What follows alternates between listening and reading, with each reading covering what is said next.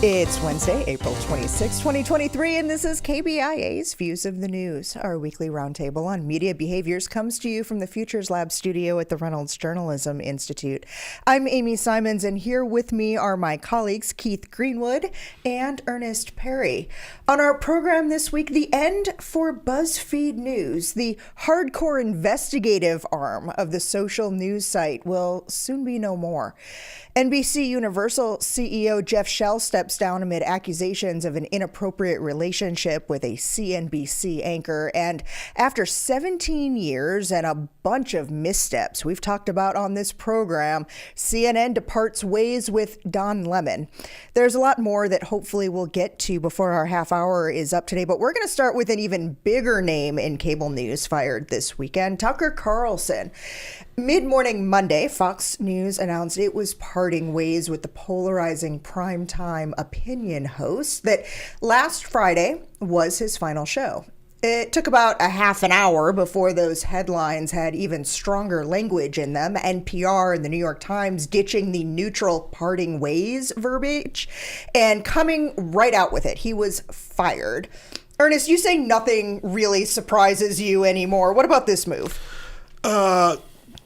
This one surprised me a little bit in the way in which they did it. Okay, we've got a little bit. Go ahead. The way in which they did it. We've upgraded to a little bit. You know, I anticipated that something was going to happen involving Tucker Carlson because of all the information that came out after the Dominion settlement and the fact that the tapes of him and what he said about management, which I think is what maybe led to his firing more so than anything else. I felt that something was going to happen, but I didn't expect it to be this swift. I didn't expect it to be sort of like, it was almost like surgical, gone, and no last show, no anything. It's just that we've parted ways, which, everybody, That's the HR. Yeah, it's the HR way of saying you're fired. And so again, I think it's also one of those things where Fox is saying, hey, it's time to cut our losses on this. And they did the same thing with Bill O'Reilly. And so you see the same pattern happening with this. And to be honest, I think that in the long run, it may serve them well because they lost a lot of advertisers because of Tucker Carlson. Those advertisers may come back depending upon who takes that time slot and what direction they go. But basically, it was your 1-800 number and your MyPillow people who were basically providing money for his show because every other advertiser left. Still chuckle every time I hear MyPillow. There was so much there to unpack and so many different things. And Keith, I want to talk a little bit about a 20-minute piece actually that Rachel Maddow did Monday night that I found to be fascinating because she kind of tapped back into what she had in her Ultra podcast in the last year or so and talked a lot about Father Coughlin and the grip that he had on conservative radio in the 30s and how he was the Tucker Carlson of the day and the first of that that conservative talk leader. Until he wasn't. Right? Until he had a new bishop and the Catholic Church said, we can't quite support this anymore. He's gone a little too far. Okay, so that's the 30s. Then she's kind of pointing out Rush Limbaugh, the head and the figurehead of all conservative talk, until he wasn't. And then Glenn Beck, until he wasn't. And then Tucker Carlson, until he wasn't. There's this pattern here, and there's likely to be somebody who comes and fills that void too. Oh, sure there will, and that's not unique to conservative media. That's media. You are the darling until you're not. And with Rush Limbaugh, I was thinking about Rush Limbaugh and Tucker Carlson, and Rush was genius at figuring out what he could do with a radio audience and that there were people out there and they want to hear this and I'm going that way. And Tucker Carlson, to my knowledge, did a lot of the same thing. A lot of this is where the audience is. This is what they think. this is what I'm going to tell them, because that's who's listening. And, until he's not, I think part of, as Earnest said, part of the decision might have been what came out in the whole Dominion discovery and how he was reacting and thought about upper management. But also there is some sense there, if I were in the driver's seat of Fox News, how far can we actually push this audience who wants to hear this once they realize that the guy they're hearing it from doesn't believe it? Right. And to me, the other thing was, and let's not discount the more than $700 million settlement. That surgical part, that's one of the other things I want to unpack, right? That idea of that surgical precision and how much of a casualty or part of that settlement, and we may never know this, but how much of that settlement was not only in dollar numbers, but also in possible personnel, in Tucker Carlson and his executive producer. Yeah, no, and here's the thing. So you have to remember, we talked about it on the show. Yeah. There was a settlement prior to Dominion, right? Venezuelan guy. Exactly, the Venezuelan one. And there's several other lawsuits that are still coming up. That are still pending, that they're probably going to have to settle because of this. And it all leads back to not just what Tucker Carlson was saying, but the people he brought on his show.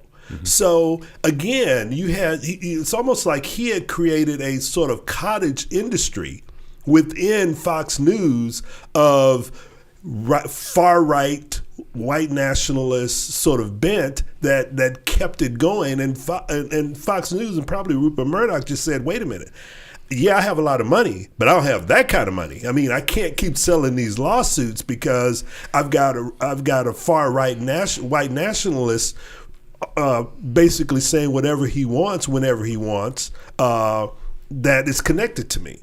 Tucker Carlson doesn't have the money. Rupert Murdoch is the one that has the money, and that's who people are going after. And there's still a finite amount of that money. Right. Couple of other reactions to his firing that were somewhat interesting. Steve Bannon on his Breitbart podcast saying, nothing to see here at Fox News anymore. Don't bother even watching or listening. That white nationalist audience now being directed away.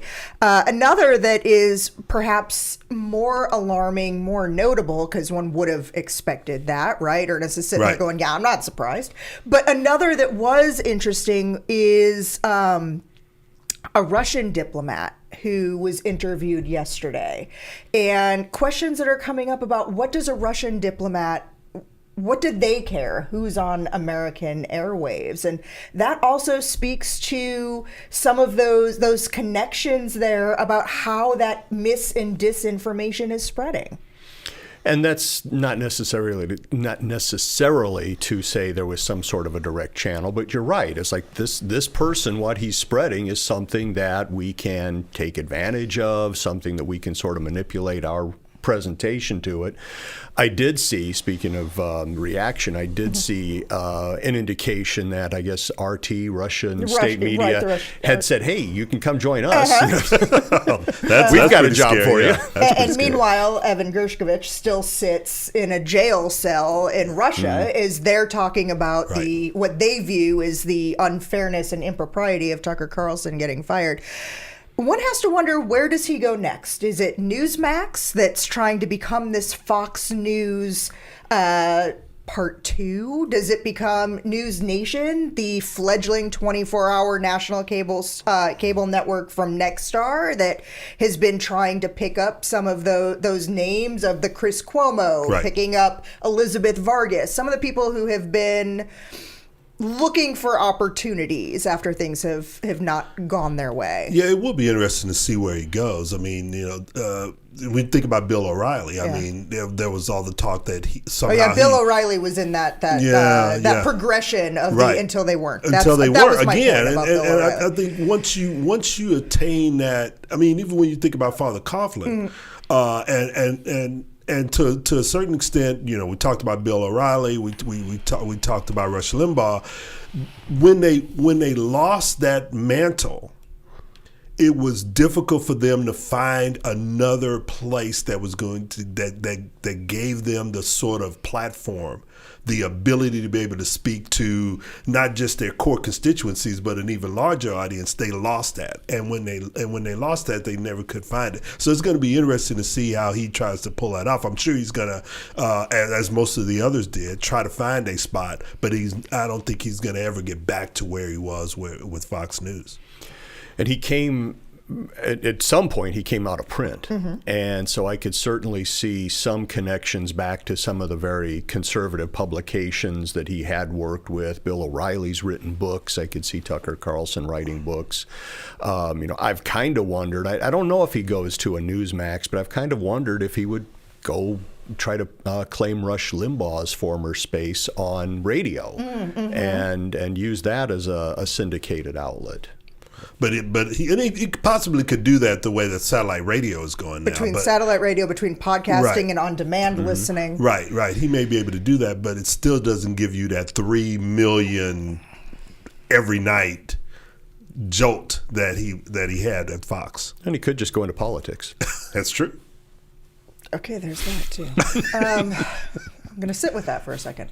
HR departments were busy over at CNN too. I don't think it was even an hour after the alerts about Tucker Carlson's firing came through that we were getting more push alerts that Don Lemon was out at CNN. Now, this one does not come at any kind of a surprise. It was almost like, all right, well, we're gonna have a twofer Monday. Well, I mean, when that came out, I went like, man, that was smart by CNN. Way to bury that one. I mean, it's like, hey, if we're gonna do it, there is no better time to do it than right now, because we'll get some play, but not nearly as much play as we would have gotten without Tucker Carlson. And so they did it, and everybody went like, oh, I thought you'd already done that. I mean, literally, he's been sort of kind of off the air for a while, and there was this sort of belief that, eventually this was going to be official. But there were those out there who had thought that this had happened not long after he had called Nikki Haley old. Exactly. Yeah.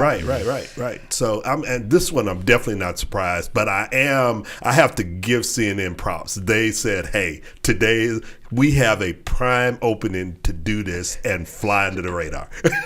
Well, and so not to be outdone, NBC had a prominent change in leadership this week too. NBC ended up the luckiest of all of them. You want to talk about giving props to CNN. NBC had this happen on Friday in the afternoon, which we sometimes, call take out the trash day. Like anything you want to bury in a news cycle. Right. Well, they even got another news cycle after that. Jeff Shell, the CEO of NBC, stepping down after an independent investigation by the network showed that he was having an inappropriate relationship with an anchor at CNBC. One of the things notable here, as many years as we are after the height of the Me Too movement in 2018, the presence of the independent investigation, that this wasn't the network investigating itself. They went outside and took recommendations from others who investigated it.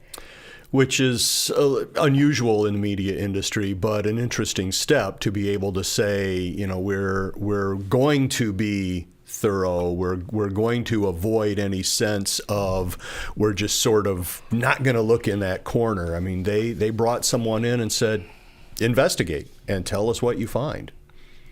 Yeah, I mean, this when I read the story, it reminds me of what happened at CBS when they had it was Dan Rather and others when they had an independent investigator come in and do that, and you are now seeing. After years and years and years of problems at CBS, you're now seeing a whole change within that. I mean, there are people at CBS who aren't connected to the old guard there. The question becomes, do we start to see that at NBC in light of this? Because when I read this, I went like, wait a minute, how could you not think that this was going to turn out badly for you? after everything that's happened at all the other networks and the issues that CBS News has had, and the fact that you have Matt Lauer. Exactly. Absolutely. We have standards for our show in terms of when we bring in new topics. We call it the Matt Lauer rule about what breaks on a Wednesday. Right. Exactly. So I mean, that impact even at home at NBC. Yeah. I mean, to have these kinds of relationships and think that that's not going to lead to something bad. And I just don't understand that. I commend NBC and Comcast for the way in which they handled it. I think they did it appropriately. But again, there has to be some sort of personal responsibility on the part of someone at that level and whoever else they're involved with to know that you can't have these workplace relationships.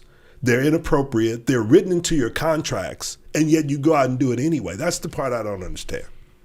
And I would agree. I mean, it is going to come out, and you knew that it was going to come out. So why put everyone through that unless it was, just a sliver of a much bigger thing that the investigation was going to uncover with other people? But again, you knew this was going to come out. So why not just, hey, you know what, boss? You're going to find out about this, so I might as well leave now and save you the heartache. Right? Well, and so the other part of it, too, the parallels here to what happened with Jeff Zucker at CNN, it is almost entirely the same kind of a situation. And that one came to light when there started to be photos of him at a sporting event with the person. Like, it's going to happen. But I think part of it, too, is that this whole idea of, well, I'm at a level at which I'm at the very, very top. I'm at the very, very top. So there's this sort of maybe this belief that, but the rules don't apply to me, until it does. Boy, we've been using that phrase a lot today. Thought that should be the title for the show. Yeah, it should be the title for the show today. It's funny, as we were joking before the show, and Keith looked at me and he's like, so what are we talking about again? And I said, well, Fox News did a thing, and then CNN did a thing, and then, NBC did a thing, and then BuzzFeed didn't do a thing. And you laughed and said, well, we should talk about it and set up the show that way. Yeah. So let's talk about what BuzzFeed isn't doing, because this one stings a bit for me. Because I have a lot of respect, which may be by some found to be misplaced, but I have a lot of respect for the organization of BuzzFeed. Yes, I considered BuzzFeed to be a solid, reputable source for strong investigative journalism.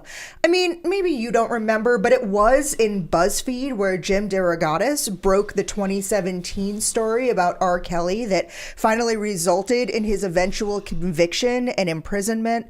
It won Pulitzers for publishing the Steele dossier, as controversial as that was at the time, and for a series on the mass detention of Uyghurs in China.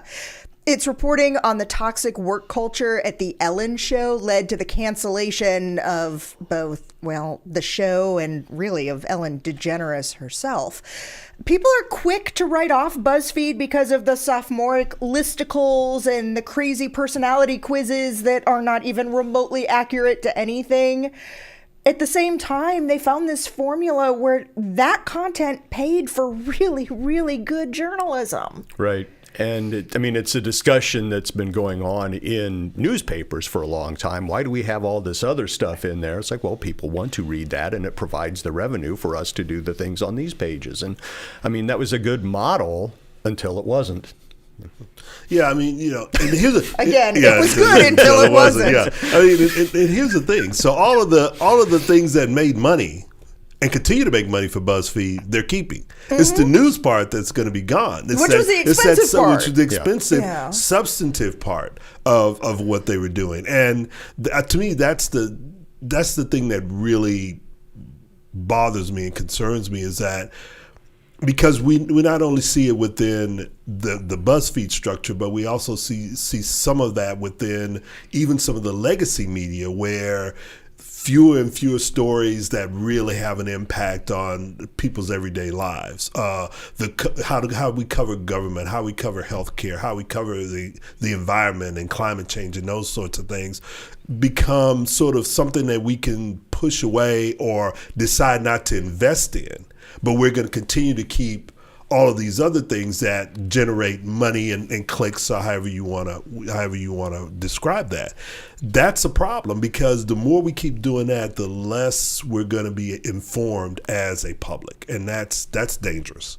It is, and BuzzFeed, for being everything online, I saw some of the reporting that talked about how social media has changed, and that when they started this model, social media was sort of the a front door to, now you can go off to this. And as consumer tastes have changed and the way we use social media have changed, they've tried to keep people inside their own platforms. That hurts a company like BuzzFeed, who needs that path for people to get to their site. And so, the revenue just couldn't keep up. Well, I mean, I think you bring up a very good point. I mean, you had this driving traffic here.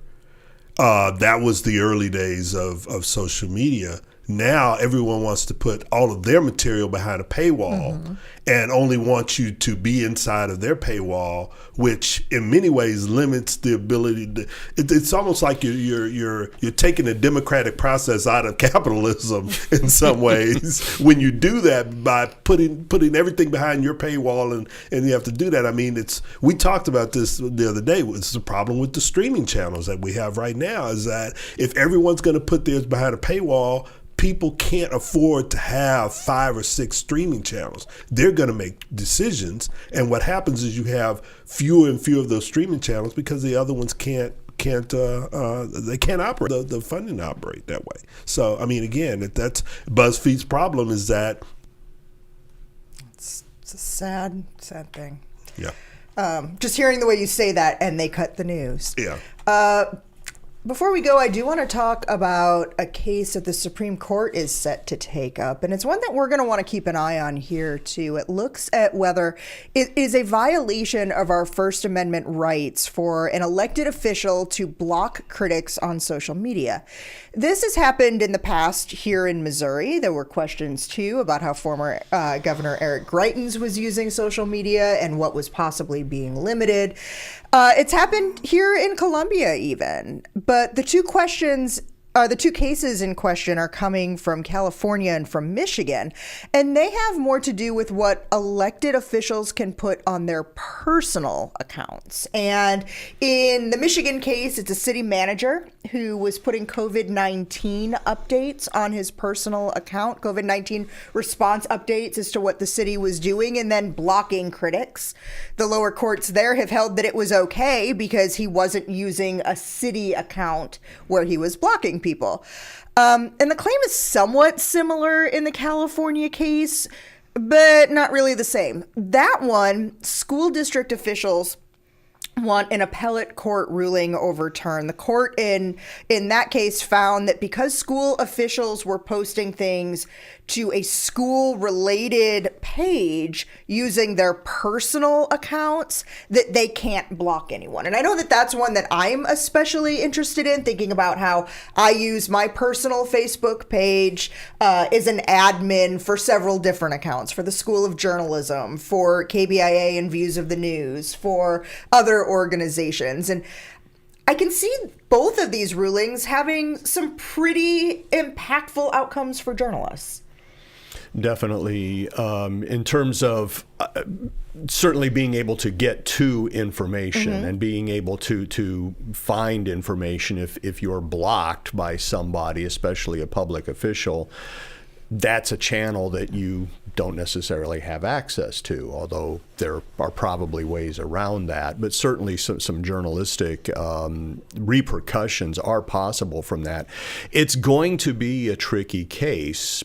On one hand, you're an elected official. Nobody forced you to run. People want to criticize. That's part of the job. Deal with it. But on this personal page, it's like, well, but this information's also over here on the official city site, so I don't have to let you criticize me on my site. And again, it just kind of gets into that whole, well, what are you using this for? If it's your personal page, then leave it as your personal page. Yeah, I mean, I agree with you, especially when it comes to public officials. But when you're talking about, city managers, those who are considered staff, and they have their own personal page, that's going to make it tricky for a court to say, well, wait a minute, there's you're talking about someone who's not an elected official, who's a staff member who's doing this. What may come into play here is the actual information that they're putting on their page. Where did that information come from? Did you get that information in your capacity as an employee of an elected body or as an elected official that's a part of a body, and then you basically taking that information from that and putting it on your personal site and then blocking people from getting that information? That's where there could be some legal standing there to come in and say, well, wait a minute, it's the capacity that you held in the position. You're representing the city. Exactly, at that that point. gave you the ability to be able to get that information, and you're putting it, yes, it may be on the city page, but you're also putting it here, and as a representative, that could put you, you can't sort of close people off from that. That may be where they're going with that, but who knows? I mean, it's going to be a tricky case, but again, I think a lot of it goes back to where we are in this highly polarized environment where people have a hard time taking any kind of criticism, and instead of just engaging in that in a way that creates civic dialogue, we're doing this. No, I want to block you. You block your access. I don't want to give you any kind of ability to criticize anything that I do, and that's where the problem comes into play. Well, there's a flip side to that, too, in terms of some of the people doing the criticizing with kind of the attitude of, well, this is out here in public and I can say whatever I want, and you just have to deal with it. And when you talk about civil discourse, there are some elements from the other direction as well. Well, and that's one of the questions I'm really interested in seeing what comes out of this, right? Like, we've talked a lot about Twitter, and I realize this case is specific to Facebook, but we've talked a lot about Twitter as the changes have gone on there, as the gold and blue check marks have disappeared, as people have been blocked for criticizing Elon Musk. Are these platforms truly are they the public square? Are they the digital public square? And what level of discourse should there be under the First Amendment in those, or in the idea of free speech? And I think Maybe ultimately that's where the Supreme Court's going to have to make a decision. Have these spaces become public, even though they're operated owned privately? Owned privately, exactly. I mean, you're talking about Twitter, you're talking about TikTok, Instagram. You just go down the list, and then you get the whole national security thrown into that, and all of that. It's like, again, it's going to be very challenging for the Supreme Court because the public itself considers these spaces to be public, even though they are operated by private entities. Okay. Well, we are just about out of time for this week.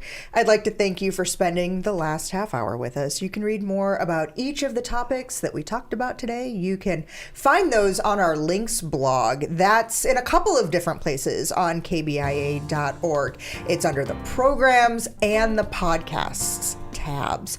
We're also available wherever you get your podcast downloads, and that includes iTunes, Spotify, and Stitcher. Like us on Facebook, follow us on Twitter. Our handle there is @ViewsOnKBIA.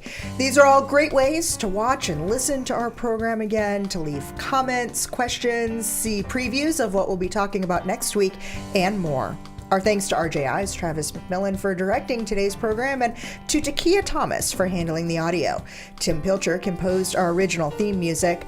I'm Amy Simons. Be sure to join us again next week when we're back with you for another edition of Views of the News.